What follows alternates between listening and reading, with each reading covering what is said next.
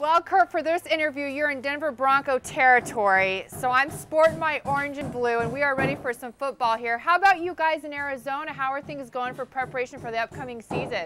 You know, we're excited. We signed a couple of our key pieces, and we've got pretty much the same team coming back from last year with a few additions. So we're excited. You know, going to the Super Bowl last year, coming up a little bit short. We feel like we have a little bit of unfinished business.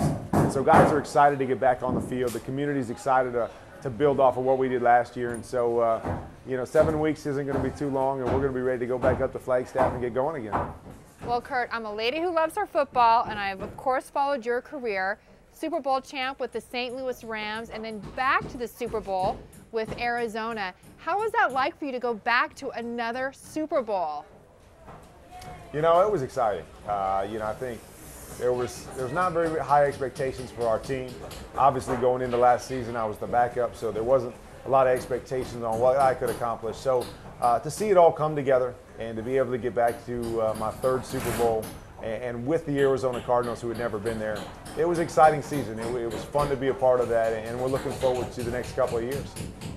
You know, you have such an incredible story yourself, from college football to supermarket, where you actually stock the shelves in the store's aisles, and with all your different life's experiences, you're now helping people to build stronger lives themselves with Habitat for Humanity. Where are you, and why are you in that area?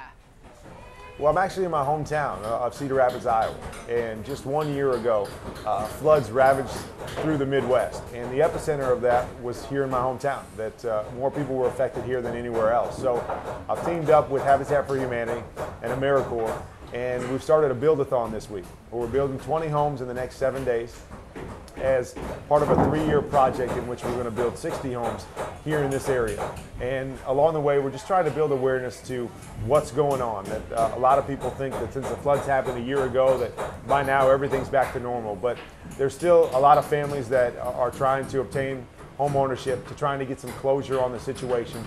And we're looking for anybody and everybody out there to log on to the web at habitat.org to get involved with their local affiliate, or to reach out to those that have been affected by the floods in the Midwest, in any way that they possibly can. Well, Kurt, this was so exciting interviewing you, and especially because you're a guy who's so passionate about life on and off the field. And while I'm going to be rooting for my Denver Broncos, my eyes will also be on you. Good luck this football season and with helping others build their lives. Well, I appreciate it. Thank you.